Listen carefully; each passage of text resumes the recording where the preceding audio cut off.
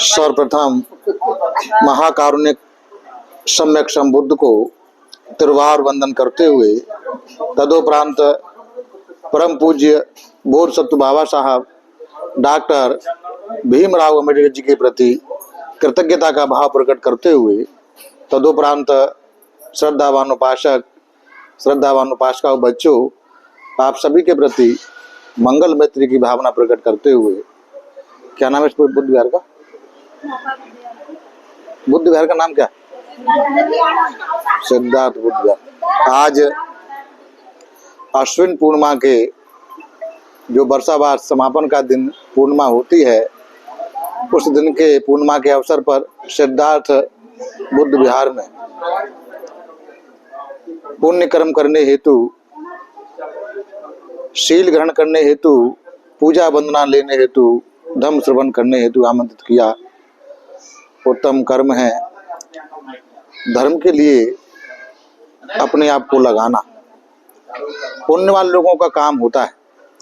संसार मनुष्यों से भरा हुआ है, लेकिन जिनके पास पुण्य बल होता है उन्हें ही धर्म सुनने को मिलता है। हर किसी व्यक्ति को धर्म सुनने को नहीं मिल पाता, इसलिए कहते हैं कि बुद्धों का उत्पन्न होना दुर्लभ है। तो इसलिए जो धर्म को सुनते हैं तो उनके कुछ पुण्य संचय हैं, पुण्य हैं, उसके बल पर धर्म सुनने को मिलता है। धर्म सुनना चाहिए, उत्तम मंगल होता है। धर्म चर्चा करनी चाहिए, उत्तम मंगल होता है। धर्म का आचरण करने से और भी उत्तम मंगल होता है। हम उस एक दिन बिहार में यहाँ आए थे तो दो प्रकार की शंकाएं थीं।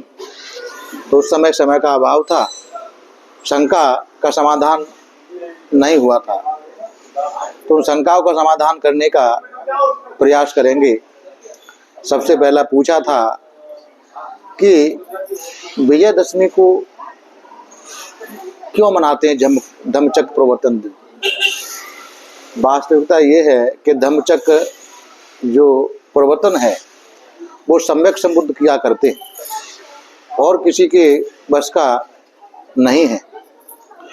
सम्राट अशोक ने विजयदशमी के दिन दीक्षा ली थी। उन्होंने भगवान बुद्ध के धर्म को स्वीकार किया था। अपने भतीजे से प्रभावित होकर मोगली पुत्र शिष्य से दीक्षा ली। वो जो दिन था विजयदशमी का दिन था, और तब से विजयदशमी को एक पर्व के रूप में मनाने की परंपरा चल पड़ी, क्योंकि वो सम्राट थे और कोई भी राजा, वो भी चक्रवर्ती सम्राट, कोई भी काम करता है तो ऐसे एक पर्व बन जाता है उसकी स्थापना के लिए। तो ऐसा पर्व चलने लगा और उसके बाद से सम्राट अशोक ने धर्म में श्रद्धावान होकर भगवान बुद्ध के जो अस्थि अवशेष थे वो 8 जगह विभाजित थे, उन 8 जगहों से निकालकर 84,000 स्तूप बनवाए और स्तूप के साथ में शिक्षा के केंद्र बनवाए, विहार बनवाए। वहाँ धर्म सिखाया जाता था, धर्म का आचरण बताया जाता था। बुद्ध विहार थे, बनते लोगों के लिए निवास के स्थान थे। लोग शील लेने जाते, धम्म श्रवण करने जाते। इस प्रकार 84 हर भागों में उन्होंने शिक्षा के केंद्र बनाए। धर्म फलने फूलने लगा और जब उन्होंने अपने गुरु से पूछा कि मैं धर्म का दायित्व कैसे बन सकता हूँ, तो गुरु ने बताया कि इतना कुछ करने पर भी आप नहीं बन सकते। अगर आप अपने बेटी बेटियों को धर्म में प्रवज्जित कर दो तो ऐसा हो सकता है। तब उन्होंने अपने पुत्र महेंद्र और पुत्री संघमित्रा को प्रवज्जित कराया और धर्म प्रचार के लिए श्रीलंका में भेजा, बहुत सारे भिक्षुओं को दूसरी जगह भेजा, तो सम्राट अशोक ने वास्तविकता में भगवान बुद्ध के धर्म को वैश्विक रूप दिया, दुनिया के स्तर पर लाने का काम किया। इसलिए उनका और गौरव बढ़ता गया। उनके जाने के बाद में उनके कुल के और राजा हुए, उन्होंने भी धर्म की पताका फहराई, धार्मिक जीवन जीते हुए। जब राजा धार्मिक होता है तो प्रजा भी धार्मिक होती है, जीवन जीते रहे। और इस प्रकार 10वीं पीढ़ी तक धर्म चलता रहा। भगवान बुद्ध का धर्म उदारवादी धर्म है, मध्यम मार्गी धर्म है, किसी से घृणा नहीं सिखाता, सबसे मैत्री सिखाता है, किसी से द्वेष नहीं सिखाता, सबसे मैत्री सिखाता है। तो मैत्री के कारण 10वें कुल के जो राजा थे बृहदत्त, उनमें उनका जो मंत्री था वो पतंजलि था, और सेनापति था वो पुष्पमुत शुंग था। तो उसको पतंजलि ने उस जो चाइना से पुष्पमुत शुंग आया था उसको बहका कर हत्या करा दी बृहदत्त की, और अपना शासन स्थापित किया। और अपने धर्म की स्थापना के लिए बौद्ध भिक्षुओं का कत्लेआम कराया। बौद्ध भिक्षुओं का कत्लेआम कराने के बाद में संतुष्टि नहीं हुई, बौद्ध उपासक को भी मारा गया, और जो बिहार थे उनको तोड़ा गया, मूर्तियां थी उनको तोड़ा गया, उनको नेस्तो नाबूद कर दिया। और जिनको तोड़ पाए उनको तोड़ पाए, जिनको नष्ट कर पाए उनको नष्ट कर पाए, बाकी को बदल दिया। जो पर्व थे उनको नष्ट कैसे करें, तो उनको भी बदलने का काम किया। इस प्रकार धर्म की स्थापना उन्होंने की हिंसा के बल पर। भगवान बुद्ध की जो धर्म की जो स्थापना थी वो मैत्री के बल पे थी, उनकी स्थापना हिंसा के बल पे थी। तो उन्होंने द्वेष के भाव से कहा कि हमने 10 को हराया इसलिए दशहरा मनाते, विजयदशमी को दशहरा का नाम दिया। और विजयदशमी वो कहने लगे कि बुराई पर अच्छाई की जीत। बात सही है, बुराई पर अच्छाई की जीत। तो क्या बुराई है, क्या अच्छाई है? हमारे अंदर 10 बुराइयां हैं। जो आदमी बौद्ध धर्म में दीक्षित होता है उन 10 बुराइयों को त्याग करने के लिए संकल्पित होता है और त्याग करने का निरंतर प्रयास करता जाता है। तो उन पर जब जीत प्राप्त करता है, जीतने के लिए प्रयास करता है, कदम रखता है, तो इस प्रकार बुराई पर अच्छाई की जीत है। 10 बुराइयां क्या हैं हमारे अंदर? 3 शरीर की बुराइयां हैं, 4 वाणी की बुराइयां हैं, 3 मन की बुराइयां हैं। और मन की बुराइयां क्या हैं? राग द्वेष मोह मन की बुराई है। शरीर की बुराई क्या है? हिंसा चोरी व्यभिचार, ये शरीर की बुराई है। वाणी की बुराई क्या है? वाणी की बुराई झूठ, कटु वचन, निंदा चुगली की वाणी और व्यर्थ की बकवास, ये वाणी की बुराइयां हैं। तो इन 10 बुराइयों पर विजय प्राप्त करने वाला जो होता है वो बुद्धिस्ट होता है, वो बौद्ध बनता है। उस पर प्रयास करता है, एकदम से नहीं, लेकिन जब अभ्यास करता जाता है तो इन बुराइयों को छोड़ने के लिए निरंतर काम करता जाता है। तो इस प्रकार उसको विजयदशमी 10 पर विजय प्राप्त करनी है। 10 पर विजय प्राप्त करनी है, इसलिए दीक्षा ली जाती है। इसलिए बौद्ध धर्म में दीक्षित हुआ जाता है कि 10 पर विजयदशमी, जो 10 पर विजय प्राप्त करनी है, जो 10 अकुशल कर्म है उन पर विजय प्राप्त करने के लिए आदमी दीक्षित होता है। इसलिए इसको विजयदशमी कहा जाता है। और इसी दिन बाबा साहब ने, जिन्होंने हमें इस धर्म में दीक्षित करने का जो प्रेरणा दी, बाबा साहब ने भी वही दिन चुना दीक्षित होने का, दीक्षा लेने का। सम्राट अशोक से प्रेरणा लेकर विजयदशमी का दिन उन्होंने चुना, और उस सन 1956 में वह जो विजयदशमी है 14 अक्टूबर की पड़ी थी। इस प्रकार लोग उसको दो भागों में मनाते हैं। 2 अक्टूबर को भी मतलब विजयदशमी को भी मनाते हैं और 14 अक्टूबर को भी मनाते हैं। लेकिन थोड़ा सा अज्ञानता के अंधेरे में जिसको नाम देना चाहिए वो नाम नहीं दे पाते, धम्मचक्र प्रवर्तन दिन कहने लगते हैं। वास्तविकता में ये उचित नहीं है।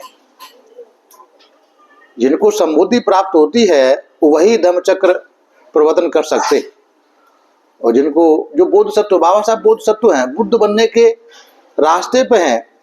जो बुद्ध होते हैं वो 10 पारमिता पूरी कर चुके हैं, और बोध सत्व 10 पारमिता पूरी करने में लगे हैं। जब 10 पारमिता पूरी हो जाएंगे तब जाके बुद्ध बनेंगे। तो बुद्धों के माध्यम से धम्मचक्र प्रवर्तन होता है, बोध सत्वों के माध्यम से नहीं होता। यह समझने की आवश्यकता है। और एक शंका थी 4 आर्य सत्यों को लेकर। वास्तविकता ये है कि भगवान बुद्ध ने जो हमको धर्म सीखने का तरीका बताया है वो क्रमबद्ध तरीके से बताया है। अगर धर्म को सही तरह से धारण करना है तो उसका तरीका है आन पूर्वी कथा। आन पूर्वी कथाओं के माध्यम से धर्म सीखा जाता है। तो ये क्रमबद्ध है। क्या है कि सबसे पहले आन पूर्वी कथा में आती है, सबसे पहली कथा दान कथा। अगर किसी को धार्मिक बनाने का काम करना है तो पहले उसे दान की प्रेरणा देनी चाहिए। दान की प्रेरणा क्यों देनी चाहिए? कि दान करने से उनका जो हृदय है वो उदार होगा, दूसरे के प्रति देने का भाव पैदा होगा, तो दयालुता आएगी, करुणा का भाव जागेगा किसी की मदद के लिए। तो सही माने में धर्म प्रवेश करने के लिए हृदय तैयार होगा। तो भगवान बुद्ध सबसे पहले धर्म सिखाने के लिए वो देखते थे किस प्रकार का व्यक्ति है। अगर वो धार्मिक नहीं है तो उसे दान कथा के माध्यम से धर्म का प्रवेश कराते थे। और अगर कोई व्यक्ति दान देने वाला है तो उसे शील कथा सुनाते थे। और अगर कोई व्यक्ति जो दान कथा, शील कथा, सज्ञ कथा, जो दान देता है, शील का पालन करता है, उसको वह स्वर्ग कथा सुनाते थे। आदमी की मनोस्थिति को देखते हुए उस प्रकार भगवान बुद्ध धर्म सिखाते थे। तो सज्ञ कथा, सज्ञ कथा मानी स्वर्ग कथा, यानी सुगति की कथा। दान देने से, शील का पालन करने से सुगति होती है, इस प्रकार की कथा सुनाते थे। उसके बाद वो सुनाते थे काम आदीनव कथा। काम आदीनव कथा यानी जो मन वाणी शरीर से जो कर्म करते हैं उसके क्या दुष्परिणाम होते हैं, उसके बारे की कथा सुनाते थे। उसके बाद भगवान बुद्ध सुनाते थे नैखमन कथा, निष्कमन कथा, यानी निष्काम भाव से किए हुए काम कितने कल्याण करते हैं। निष्काम भाव, अपनी कोई कामना नहीं है, कितना कल्याण करने वाले होते हैं, उस कथा के बारे में बताते थे। और तब आखिरी में 4 आर्य सत्यों के बारे में बताते थे, क्योंकि 4 आर्य सत्य को समझने के लिए यह जो सीढ़ी है इन पर चढ़ना पड़ता है। प्राइमरी की क्लास है, जूनियर की क्लास, उसके बाद में जब आदमी बाद में डिग्री में, मतलब इंटर में, हाई स्कूल में इंटर डिग्री में पहुंचता है, एकदम से जो प्राइमरी का स्टूडेंट है, कक्षा 1-2 पढ़ रहा है, उसे जब ग्रेजुएशन की बातें बताएंगे तो बहुत सारी बातें ऊपर से निकल जाएंगी। लेकिन फिर भी शंका थी कि 4 आर्य सत्य क्या है, तो समाधान करने का प्रयास करते हैं। लेकिन उससे पहले हमने बताया है इन बाकी कथाओं पर काम करना जरूरी है। 4 आर्य सत्य, जिसमें पहला आर्य सत्य है दुख आर्य सत्य। असल में ये दुख को आर्य सत्य क्यों कहा? क्योंकि ये वैश्विक समस्या है, एक प्रांत की नहीं, एक जाति की नहीं, एक वर्ण की नहीं, दुनिया का हर आदमी दुख से पीड़ित है। दुख की जो परिभाषाएं हैं, डेफिनेशन है, वो विभिन्न प्रकार की है। अशांत मन, अशांत है तो दुख है, असंतुष्टि है तो दुख है, हारी परेशानी है तो दुख है, आर्थिक दुख, सामाजिक दुख, पारिवारिक दुख, व्यक्तिगत दुख, विभिन्न प्रकार के दुख। हर आदमी इस संसार में दुख से पीड़ित है। इसलिए भगवान बुद्ध ने इस वैश्विक समस्या कहा, मानवीय समस्या है कि आर्य सत्य, पहला आर्य सत्य दुख है। दुख क्या है ये भगवान बुद्ध ने बताया। दुख जाति भी दुखा, यानी जन्म लेना, जन्म होना दुख है, जाति भी दुखा। व्याधि भी दुखो, व्याधि माने बीमार होना दुख है। जरा भी दुखा, जरा माने बुढ़ापा, बूढ़ा होना दुख है। जाति भी दुखा, जरा भी दुखा, व्याधि भी दुखो, मरणम भी दुखं, मरना दुख है। अप्ययहि संपयोगो दुखो, यानी अप्रिय से मिलन होना दुख है। प्रिय ही विपयोगो दुखो, प्रिय से बिछड़ना दुख है। संखितेन पंच उपादान खंदा दुखा, यन लभति न तब जाति भी दुखा, जरा भी दुखा, व्याधि भी दुखो, मरणम भी दुखं, अप्ययि विपयोगो दुखो, प्रिय संपयोगो दुखो, यम पंच न लभति, यानी जो इच्छा करते हैं वो नहीं मिलता तो दुख है। संक्षेप में 5 उपादान स्कंद हैं, वो दुख हैं। अब ये बात ग्रेजुएशन की बातें हैं, प्राइमरी का विद्यार्थी कैसे समझेगा कि 5 उपादान स्कंद क्या हैं? इसको समझने के लिए बड़ा गंभीर होना पड़ता है। ध्यान के भाव से जो ध्यान करता है वो समझ पाता है कि पंच उपादान स्कंद, ये पूरा हमारा शरीर है, उसको 5 भागों में डिवाइड किया है, बांटा गया है। रूप, वेदना, संज्ञा, संस्कार और विज्ञान, इन 5 को मिलाकर पंच उपादान स्कंद होते। रूप, ये जो हमारा शरीर है, काया है, ये रूप है। वेदना, जो कुछ भी हम अनुभव करते हैं 5 इंद्रियों के माध्यम से, वो सभी जो अनुभव करना है, खट्टा मीठा, काला भूरा, गरम ठंडा, अच्छा बुरा, जो कुछ भी अनुभव करते हैं वो सब वेदना है। संज्ञा, अनुभव के आधार पर जिसको जानने का, पहचानने का काम करते हैं, जानने का काम करते हैं, वो संज्ञा है। अनुभव के आधार पर जिसको पहचानने का काम करते हैं वो संज्ञा है। रूप, वेदना, संज्ञा, संस्कार, जो हम हमारे चित्त में आगे पीछे के जो जमा हुए रहते हैं, स्मृति मतलब मेमोरी, उसके आधार पर उसको जानते हैं, वो संस्कार है। और विज्ञान, अपने स्मृति के आधार पर संज्ञा से जानने का काम करते हैं, वेदना से अनुभव करते हैं, संज्ञा से जानते हैं, संस्कार से जो हमारे चित्त में है उसको मूल्यांकन करते हैं, और विज्ञान से पहचानने का काम करते हैं। तो इस प्रकार ये पंच उपादान स्कंद है, यही दुख है। तो इस प्रकार भगवान ने ये पहला आर्य सत्य बताया। फिर कहते हैं कि दुख है, दुख का कारण है। भगवान ने खोजा दुख का कारण। इस संसार में कोई भी काम होता है, कोई भी घटना घटती है, जो कुछ भी हो रहा है और जो कुछ भी होगा और जो कुछ भी हुआ है उसके पीछे कोई न कोई कारण होता है। बगैर कारण के संसार में कुछ होता नहीं है। लेकिन जो कारण को नहीं जानते, कारण को नहीं पहचानते, उसको कहते हैं कि इसको किसी ईश्वर ने बना के दिया है, किसी देवी ने बना के दिया है, किसी देवता ने बना के दिया है। भगवान बुद्ध ने अपने विवेक को बढ़ाने के लिए जोर दिया है कि जो कुछ भी घट रहा है, जो कुछ भी हो रहा है, उसके पीछे कोई ना कोई कारण है। बगैर कारण के संसार में कुछ होता नहीं है। फिर कारण है तो उसका निवारण है।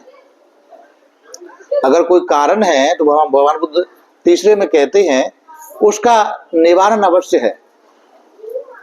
कारण का निवारण ना हो ऐसा हो नहीं सकता। कोई चीज बनती है, कोई चीज उत्पन्न होती है तो दो प्रकार के कारण होते। एक होता है निमित्त कारण, एक होता है उपादान कारण। उदाहरण के लिए, क्योंकि गंभीर विषय है लेकिन फिर भी साधारण विषय में, साधारण शब्दों में थोड़ा सा प्रयास है, छोटा सा। उदाहरण के लिए, हमारे पास कोई बीज है, चाहे किसी का बीज हो, किसी फल का बीज है, तो वो उपादान कारण है। और उस बीज को उगाने के लिए, अंकुरित करने के लिए हमको निमित्त कारणों की आवश्यकता लगेगी, तब वह बीज अंकुरित होगा। निमित्त कारण क्या है? हमको धरती चाहिए, हमको पानी चाहिए, हमको प्रकाश चाहिए, हमको हवा चाहिए। किसी बीज को अगर अंकुरित करना है, उगाना है, तो धरती, पानी, हवा, प्रकाश की आवश्यकता लगेगी। तो धरती, पानी, हवा, प्रकाश क्या है? वो निमित्त कारण है। अगर वो निमित्त है तो हमारा बीज जो हमारे हाथ में है उसको लगाएंगे तो वो उत्पन्न होगा। अगर वो निमित्त नहीं है तो बीज उत्पन्न नहीं हो सकता। तो दो प्रकार के कारण होते, एक उपादान कारण, एक निमित्त कारण। गंभीर विषय है। और फिर कहते हैं कि कारण है तो उसका निवारण है। निवारण क्या है? तो भगवान बुद्ध चौथे आर्य सत्य में कहते हैं दुख मुक्ति का निवारण का मार्ग आर्य अष्टांगिक मार्ग। यह जीवन जीने की पद्धति है। सही मायने में मनुष्य अपने कल्याण के लिए जीना चाहता है, अपने भले के लिए, अपने परिवार के भले के लिए, समाज के भले के लिए जीवन को ऊंचा उठाना चाहता है। तो इस आर्य अष्टांगिक मार्ग का पालन करने का अभ्यास करे।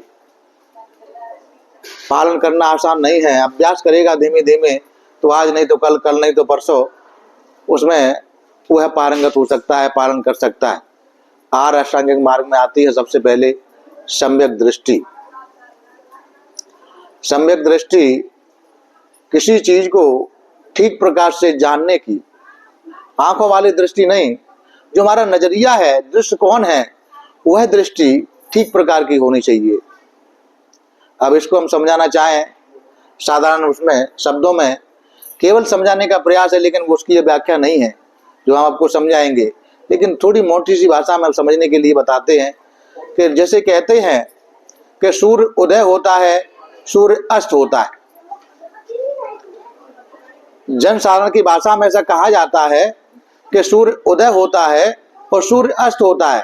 सुबह में सूर्य उदय होता है और शाम में सूर्य अस्त होता है। लेकिन अगर यथार्थ सत्य देखेंगे, सम्यक दृष्टि से देखेंगे, तो सूर्य ना उदय होता है ना सूर्य अस्त होता है। ये हमारी धरती घूमती है अपनी धुरी पर। सूर्य अपनी जगह स्थिर है, वो कहीं नहीं जाता। लेकिन धरती जो घूमती है धुरी पर, उसके माध्यम से ऐसा आभास होता है कि सूर्य उदय हुआ, सूर्य अस्त हुआ। तो ये एक सम्मूर्ति सत्य है, एक परमार्थ सत्य है।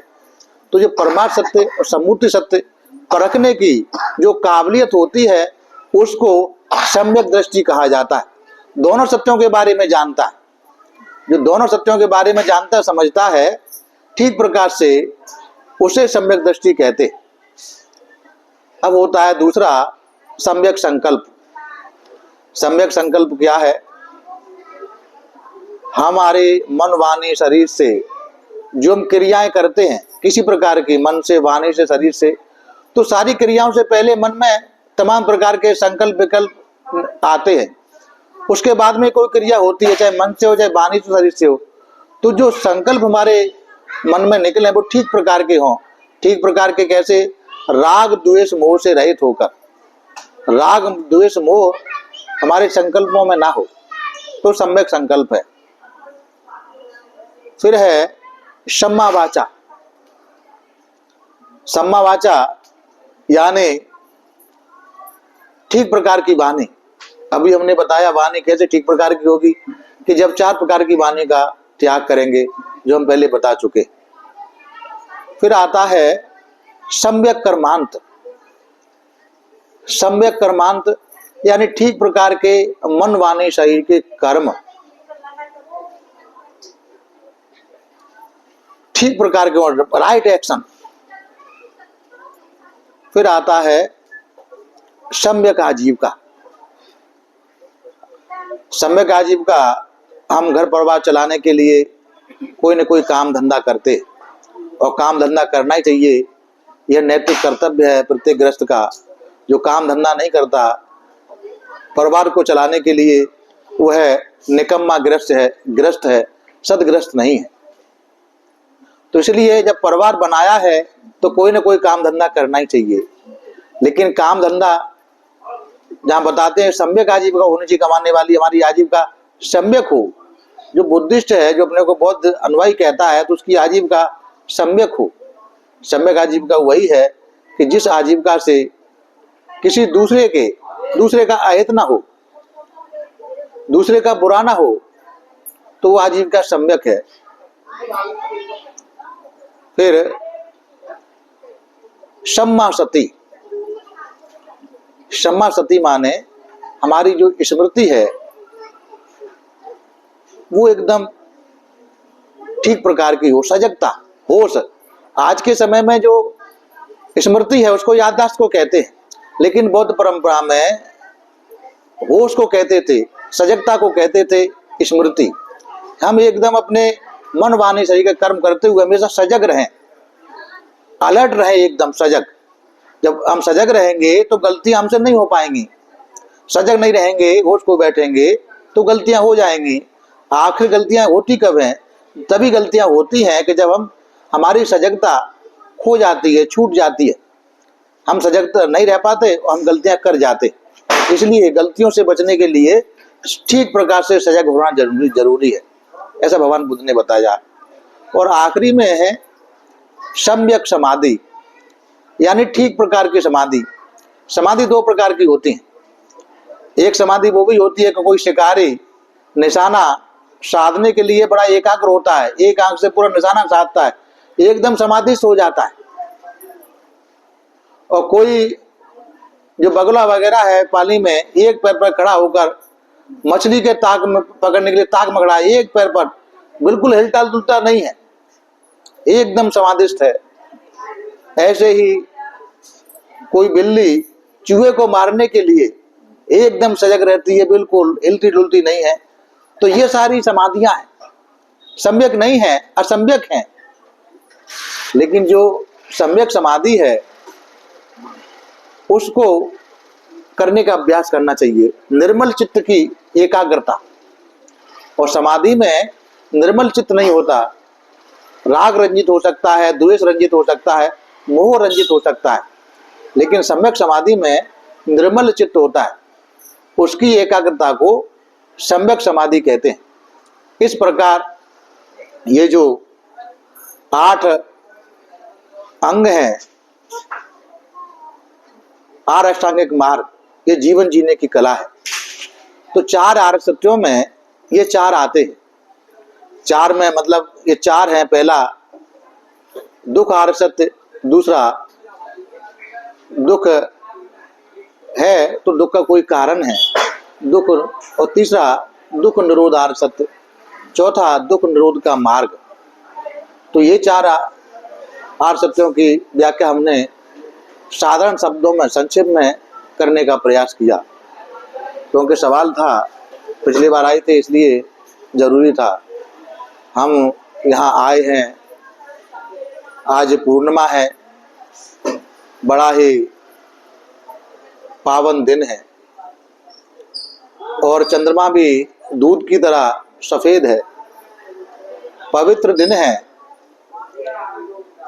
शुद्धता का पर्याय है, क्योंकि जब आदमी पूर्णिमा या कोई ध्यान करता है तो अपने मन के मैलों को काटने का काम करता है, अपने को परिशुद्ध बनाता है, निर्मल बनाता है। निर्मल बनाने का जो प्रयास है करता रहता है निरंतर। उसी कड़ी में जब हम अगर परिशुद्ध हमारे परिधान होगा तो परिधान को जब हम एकदम निर्मल परिधान पहने हैं तो अपने को बचा के चलेंगे, कहीं दाग धब्बा ना लग जाए। दाग धब्बे से हमारा कपड़ा दूषित हो जाएगा। इसी प्रकार बुद्ध की शिक्षा है कि हमारे चरित्र में कोई दाग नहीं लग जाए तो जीवन दूषित हो जाएगा। तो उसकी चरित्र को कैसे बनाएंगे निर्मल? अगर जब परिधानों की रक्षा करना हमको आ जाएगा, परिधानों को निर्मल रखना हमको आ जाएगा, तो चरित्र भी निर्मल रख सकते हैं। जैसे कैसे इसके बारे में बताते हम कि दो भाई थे भगवान बुद्ध के समय में। एक का नाम महापंत था, एक का नाम चुल्लपंत था। दोनों प्रवज्जित हो गए। पहले बड़ा प्रवज्जित हुआ, छोटा भाई प्रवज्जित नहीं होना चाहता था, लेकिन बड़े भाई के प्रवज्जित होने पर वो भी प्रवज्जित हो गया। बहुत ही संक्षेप में कहानी बता रहे।